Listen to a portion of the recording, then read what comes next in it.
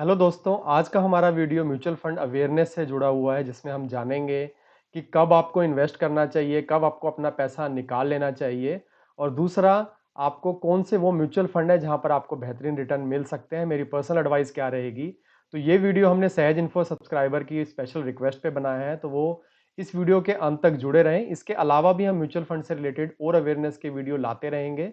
तो हमारे चैनल को जरूर सब्सक्राइब किए। तो आइए शुरू करते हैं कि आज का वीडियो म्यूचुअल फंड अवेयरनेस के बारे में। तो जैसा आप देख रहे हैं, आज हम 3 टॉपिक पे डिस्कस करेंगे।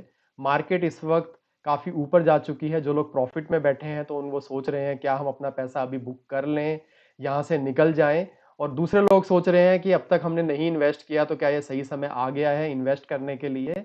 तो उन दोनों चीज़ों को जानेंगे। इसके अलावा इस मार्केट के चक्रव्यूह से बाहर कब आना है, तो हम चाहते हैं कि आप अर्जुन बने, मार्केट से प्रॉफिट बना के वापस आएँ।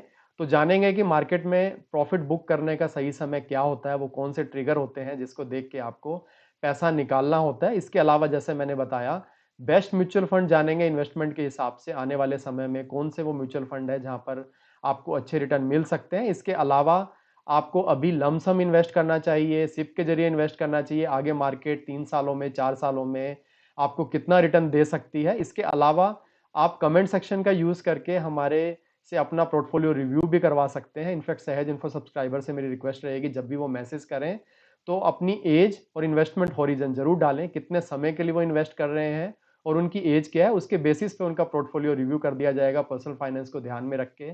कितना पैसा उनको गोल्ड में लगाना चाहिए, कितना पैसा डेट स्कीम्स में लगाना चाहिए और कितना इक्विटी के लिए उनके लिए बेटर रहेगा। तो सबसे पहले हम बात करते हैं चक्रव्यूह से बाहर कैसे आना है और चक्रव्यूह में घुसना कैसे है, क्योंकि हमें अर्जुन बनना है मार्केट का। इसके बाद हम बाकी डिटेल जानेंगे। तो आपको जब भी म्यूचुअल फंड में इन्वेस्ट करना है तो ये चीज आपको समझनी है कि म्यूचुअल फंड के रिटर्न जो होते हैं, अगर आपको कोई कहता है कि फिक्स रिटर्न मिलते हैं तो ऐसा नहीं है। पास्ट परफॉर्मेंस में काफी अच्छे रिटर्न मिले हैं, एफडी को ज्यादा बीट किए हैं, पर गारंटी कोई नहीं रहती है। तो अगर आप इक्विटी का रिस्क समझते हैं तभी आप इस वीडियो के लिए आगे बढ़ेंगे, नहीं तो आप इस वीडियो को अभी रोक सकते हैं। आपके लिए वीडियो नहीं है अगर आप इक्विटी का रिस्क नहीं जानते हैं तो इन्वेस्ट करने के लिए आपको सबसे पहले ये जानना होगा कि आप इन्वेस्ट गोल बेस इन्वेस्ट कर रहे हैं, जो कि हमारी एडवाइस भी रहती है। आपका गोल क्या है, जिस वजह से आप इन्वेस्ट कर रहे हैं, आपको पैसा कब चाहिए। तो इस केस में आपका टेन्योर जो रहता है वो फिक्स रहता है, मतलब कितने समय के लिए आप इन्वेस्ट कर रहे हैं। और आपकी एक्सपेक्टेशन ऑब्वियसली एफडी को बीट करने की रहती है, आप हाई रिटर्न प्राप्त करना चाहते हैं। और दूसरा रहता है कि मुझे फिक्स टेन्योर नहीं है, जब भी मुझे अच्छा रिटर्न मिले मुझे म्यूचुअल फंड में इन्वेस्ट करना है और मैं बाहर आ जाऊंगा वहां से। तो दो तरीके से आप इन्वेस्ट करते हैं। तो सबसे पहले हम बात करते हैं गोल बेस के लिए। अगर आपको इन्वेस्ट करना है तो उस केस में आप कब वापस आएंगे। तो आपको ये जानना है कि गोल बेस के लिए आप नॉर्मली जो इन्वेस्ट करते हैं वो education, retirement, house purchase, child marriage, इन सब कारणों की वजह से आप इन्वेस्ट करते हैं अपने बच्चे के लिए।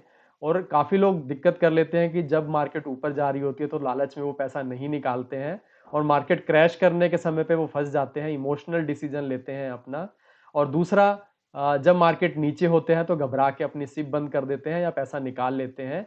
तो बिल्कुल कुछ गलतियां होती हैं। तो अगर हमें पैसा निकालना है, चक्रव्यूह में घुस चुके हैं, निकालने के लिए आपको ध्यान रखना है कि आपको इमोशनल व्यू नहीं लेना है। आपको अपने प्लान के साथ स्टिक रहना है, डिसिप्लिन वे में ही आपको इन्वेस्ट करना है। मार्केट ऊपर नीचे चलती रहती है। तो जब भी आपका गोल पूरा होता है तो उसके 3 साल पहले आपको अपना रिव्यू करना है। जैसे अगर मैं बात करूं, आपने 15 साल के लिए इन्वेस्ट किया है तो 12 साल के जैसे ही आपके पूरे होते हैं इन्वेस्टमेंट के, उसके बाद से आपको मार्केट रिव्यू करना शुरू कर देना चाहिए। अगर मार्केट ऑल टाइम हाई पे है, निफ्टी का पीई आप देख सकते हैं। आगे हम आने वाले वीडियोस में, अवेयरनेस वीडियो में, म्यूचुअल फंड में अल्फा क्या होता है, बीटा क्या होता है, कौन सा म्यूचुअल फंड में क्या क्या पैरामीटर्स आपको देखने होते हैं, निफ्टी का पीई कैसे देख पाते हैं। तो बिल्कुल 22 से 25 के आसपास का जब भी पीई होता है तो उस केस में आपको अवेयर होना है, कॉशियस होना है। आपको धीरे धीरे अपना पैसा जो है मूव करना शुरू करना है, क्योंकि 3 साल बचे हैं आपके गोल के। उस समय पर आपको अपने एफडी या गिल्ड फंड में एसडब्ल्यूपी के द्वारा सिस्टमेटिक विड्रॉल प्लान, जैसे आपने सिस्टमेटिक इन्वेस्टमेंट प्लान चूज किया था, वैसे सिस्टमेटिक विड्रॉल प्लान के द्वारा आपको धीरे धीरे फिक्स एसेट में अपना पैसा मूव करना है। लेकिन अगर तब क्या हो कि आपके 3 साल बचे हैं और मार्केट क्रैश कर गई है, तब आपको क्या करना है, तब आपको बिल्कुल घबराना नहीं, आपको पैसे नहीं निकालने हैं उस समय। आप 3 साल में मार्केट जरूर रिवाइव करती है, जैसा आपने पिछले 2008 में भी देखा। अभी 2020 में जब कोविड की वजह से मार्केट फॉल हुई थी, अभी दोबारा से ऑल टाइम हाई पे आ गई है, तो बाउंस बैक होता है। मार्केट दोबारा से अपनी चाल को पकड़ती है तो 2 से 3 साल में बिल्कुल मार्केट ऊपर आती है। तो उस समय आपको फिर से इंतजार करना है, 2 से 3 साल का आपका गोल अभी बचा हुआ है। तो जैसे ही आप मार्केट को ऊपर देखेंगे, गोल पास देखेंगे और मार्केट आपका ऊपर आएगा, तो सारा का सारा पैसा आप इकट्ठा पैसा मार्केट से निकालेंगे और एफडी या गिल्ड फंड में आप मूव कर देंगे। यहाँ पर आपको एचडब्ल्यूपी प्लान नहीं लेना है और आपको पैसा एक साथ मूव करना है। तो ये तरीका था चक्रव्यूह से निकलने का मार्केट को, आपको इमोशनल नहीं होना है। जब आपका गोल बेस आपको इन्वेस्ट करना है और गोल बेस ही आपको बाहर निकलना है। अब बात करते हैं कि अब जिन लोगों ने इन्वेस्ट नहीं किया है या म्यूचुअल फंड उन्होंने इन्वेस्ट कर लिया है और अपने म्यूचुअल फंड से खुश नहीं है, तो रिव्यू तो करवा ही सकते हैं और मेरी पर्सनल राय जो रहेगी कुछ म्यूचुअल फंड्स की, लार्ज कैप फंड की अगर हम बात करें, अगर आपका इन्वेस्टमेंट होरिजन 4 से 5 साल का है, आप 4 से 5 साल से नीचे का है तो आप इक्विटी म्यूचुअल फंड में इन्वेस्ट नहीं करेंगे। उसके लिए आप कमेंट सेक्शन में लिख सकते हैं कि आपका कम इन्वेस्टमेंट होरिजन है तो आपको कहाँ इन्वेस्ट करना चाहिए। एक और थंब रूल आपको ध्यान रखना है कि आप डायरेक्ट प्लान में ही इन्वेस्ट करेंगे म्यूचुअल फंड के, इससे आपको एक एक्स्ट्रा बेनिफिट मिलता है कॉस्ट का। आपके जो एएमसी के चार्जेस रहते हैं वो चार्जेस बच जाते हैं। कुछ होता है जो आपके लोड चार्जेस रहते हैं वो कम हो जाते हैं।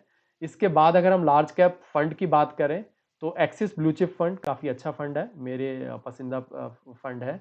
Mirae asset large cap fund, इन दो फंड में से आप लार्ज कैप कैटेगरी में आप इन्वेस्ट कर सकते हैं। वहीं अगर आपका इन्वेस्टमेंट होरिजन 5 साल से अधिक का है तो आप large cap and mid cap category एक रहती है जिसमें मिड कैप जो कंपनीज रहती हैं उसमें भी इन्वेस्ट होता है। डिटेल में हम जानेंगे बाद में कि ये कैटेगरीज कैसे डिवाइड होती हैं, पर आप अभी इन्वेस्टमेंट होरिजन के हिसाब से जानें। 5 ईयर प्लस के लिए Mirae Asset Emerging Blue Chip, Invesco India Growth Opportunity Fund, ये दो फंड है जो कि मुझे काफ़ी पसंद है। मिड कैप कैटेगरी में अगर आप 7 साल से ज़्यादा का टाइम होरिजन रखते हैं, काफ़ी अच्छे रिटर्न देने का दमखम रखता है ये fund. Axis mid cap firm, L&T mid cap fund, इनमें आप इन्वेस्ट कर सकते हैं। स्मॉल कैप काफ़ी रिस्की रहता है, तो जैसे जैसे आपका टाइम होरिजन बढ़ रहा है तो रिस्क भी थोड़ा सा बढ़ता है लेकिन रिटर्न भी आपके ज़्यादा हो जाते हैं। तो सबसे कम रिस्की जो रहता है वो लार्ज कैप रहता है इक्विटी पॉइंट ऑफ व्यू से। स्मॉल कैप फंड में आप तभी इन्वेस्ट करेंगे जब आपका टाइम होरिजन 7 टू 10 ईयर्स है और यहाँ पर आपको बिल्कुल निगरानी रखनी है फंड की। अगर आप पर्सनल एडवाइजर के साथ मिलके फंड लेते हैं तभी आप इनमें इन्वेस्ट करेंगे, नहीं तो आप स्मॉल कैप फंड से दूर रहेंगे। SBI small cap fund, L&T emerging business fund, ये दो फंड में आप इन्वेस्ट कर सकते हैं। इसके अलावा टैक्स सेविंग अगर आपको करनी है, अगर आप टैक्स सेविंग के लिए ही आप सिप करते हैं, काफ़ी लोग करते हैं, 3 साल का लॉक इन रहता है, ये आपको समझना चाहिए। तो Axis long term equity fund, Mirae Asset tax saver fund, इसमें आप इन्वेस्ट कर सकते हैं। एक फ्लैक्सी कैप रहता है जिसमें आप सभी टाइप की कैटेगरीज में इन्वेस्ट होता है, जैसे large cap, mid cap, small cap. जो आपका फंड मैनेजर होता है बेस्ड ऑन मार्केट कंडीशन पैसा मूव करता रहता है, उसको रिस्ट्रिक्शंस नहीं रहती हैं। तो उस मामले में Parag Parikh flexi cap, Kotak flexi cap या क्वांट एक्टिव फंड, ये 3 फंड हैं जो काफ़ी अच्छे रिटर्न दे रहे हैं। आने वाले समय में इनका पोर्टफोलियो काफ़ी अच्छा है, अच्छे रिटर्न देते रहेंगे, तो आप इनमें इन्वेस्ट कर सकते हैं। अब हम बात करते हैं कि क्या ये सही समय है इन्वेस्ट करने का, आपको सिप के थ्रू इन्वेस्ट करना चाहिए या लमसम इन्वेस्ट करना चाहिए। तो मैं बताना चाहूँगा, जब भी डर का माहौल होता है तो आपको ग्रीडी बनना है। जैसे कोरोना वायरस के टाइम पे मार्केट नीचे जा रही थी, सब लोग घबराए हुए थे, चाहे 2008 की हम बात करें तब भी लोग घबराए हुए थे, मार्केट काफ़ी नीचे आ चुकी थी। तब आपको लमसम इन्वेस्ट करना चाहिए क्योंकि वो सही समय होता है कि जब सब लोग डरे हुए हैं, आपको ग्रीडी होना है। इनफैक्ट वारेन बफेट का भी एक बुक है जिसमें उन्होंने इसका पूरा जिक्र किया है कि कैसे इक्विटी में पैसा बनाया जाता है। तो डर के आगे ही जीत है। आपको जब भी ऐसी सिचुएशन आती है, 10 सालों में कभी-कभी एक बार आती है, हालाँकि अभी आने वाले समय में हमें ये सिचुएशन जो कोविड के टाइम पे आई थी वैसे रिटर्न देते हुए मार्केट नहीं दिखेगी। पर ओवर ए लॉन्ग टर्म आपको अच्छे रिटर्न देने का दमखम मार्केट रखता है। पास्ट परफॉर्मेंस की अगर हम बात करें, गारंटीड नहीं रहता है उसमें। तो उस केस में आप सिप के द्वारा सिप के माध्यम से आप इन्वेस्ट कर सकते हैं और आप अपना एवरेज आउट कर सकते हैं अपने इन्वेस्टमेंट को।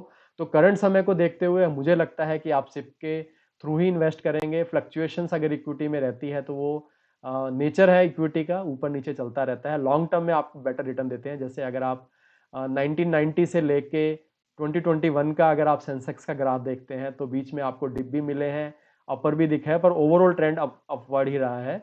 तो ऊपर की डायरेक्शन में मार्केट है। आने वाले समय में वो बुल रन में रहेगा, बियर रन में रहेगा, क्या क्या रिस्क रहेंगे। तो बुल रन के जो रीजन रह सकते हैं वो रहेगा यूएस स्टिमुलस पैकेज, एफआईआई का फ्लो काफ़ी ज़्यादा आ रहा है। 1 लाख करोड़ का मंथली के हिसाब से जो पैसा आ रहा था वो कंटिन्यूस आ रहा है। अभी पिछले 1-2 हफ्ते में थोड़ा कम हुआ है, but over a long term हम देख रहे हैं कि यूएस स्टिमुलस पैकेज आने की वजह से लिक्विडिटी का फ्लो रहेगा जो मार्केट को ऊपर की तरफ लेके जाएगा।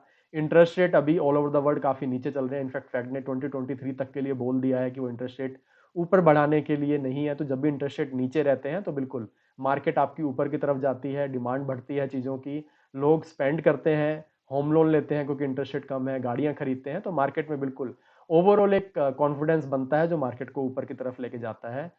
रिकवरी इकोनॉमी में हम देखते हैं, हेल्थ जो कंसर्न्स थे वो अब हिस्ट्री हो चुका है, वैक्सीन्स लगनी शुरू हो चुकी हैं, कैपेक्स इन्वेस्टमेंट होगा जैसे जैसे डिमांड बढ़ेगी, स्टील की डिमांड होगी, सीमेंट की डिमांड होगी, तो उसकी वजह से इंडस्ट्रीज का एक्सपेंशन होगा। चाइना का हम जानते ही हैं, इकोनॉमी को बूस्ट करने के लिए चाइना की तरफ से काफ़ी ज़्यादा कंपनियां जो है डिफरेंट कंट्रीज में मूव कर रही है, इसमें से इंडिया भी एक रहेगी। गवर्नमेंट स्पेंडिंग काफ़ी ज़्यादा हो रही है इंफ्रास्ट्रक्चर पे, टेलीकॉम की नीड वर्क फ्रॉम की वजह से बढ़ रही है। तो ओवरऑल ये सब चीज़ें हैं जो बुल रन की तरफ लेके जाएंगी। रिस्क की अगर हम बात करें, 2021 में थोड़े से रिस्क हमें देखने को मिल सकते हैं, पर मेरा पर्सनल व्यू है कि आने वाले 4 से 5 साल में इक्विटी आपको काफ़ी अच्छा रिटर्न देने का दमखम रख सकता है। रिस्क में पहला रहेगा, अभी आने वाले समय में जो कंपनीज के रिजल्ट आएंगे, जैसा अनुमान लगाया जा रहा है, अनुमान के मुताबिक आते हैं, अनुमान से नीचे आते हैं, तो इसके हिसाब से मार्केट अपना रुख तय करेगी। 2020 में जो हेल्थ कंसर्न्स थे, वैक्सीन्स लगनी शुरू हो गई है, वो कितना इफेक्टिव रहता है, उसके क्या साइड इफेक्ट रहते हैं, कोई नया वायरस तो नहीं आ जाता, तो ये रिस्क हमेशा बना रहेगा। इसके अलावा अगर प्रीमिच्योर अगर रिवर्सल हो गया इंटरेस्ट का, जिसके चांसेस काफ़ी कम है, हालांकि 1929 से 1933 में ऐसी मिस्टेक हुई थी। सभी आरबीआई या फेड की अगर हम बात करें या सेंट्रल बैंक्स की बात करें तो वो ऐसी गलती दोबारा नहीं करेंगे मुझे लगता है। तो इंटरेस्ट रेट अगर फिर भी बढ़ता है किसी कारण वजह से, इन्फ्लेशन ऊपर जाने की वजह से, तो ये एक रिस्क रह सकता है मार्केट के लिए। इसके अलावा एनपीए अगर डिफॉल्ट्स करते हैं कोई मेजर कंपनी, तो उस केस में बैंकिंग सेक्टर पे काफ़ी ज़्यादा इम्पैक्ट रह सकता है। तो ये ओवरऑल आज का हमारा वीडियो था। जैसा मैंने बोला, अगर आपको कोई भी डाउट, कोई भी क्वेश्चंस है, तो आप हमारे कमेंट सेक्शन में लिख सकते हैं। तो आज का वीडियो हम यहीं खत्म करते हैं। धन्यवाद।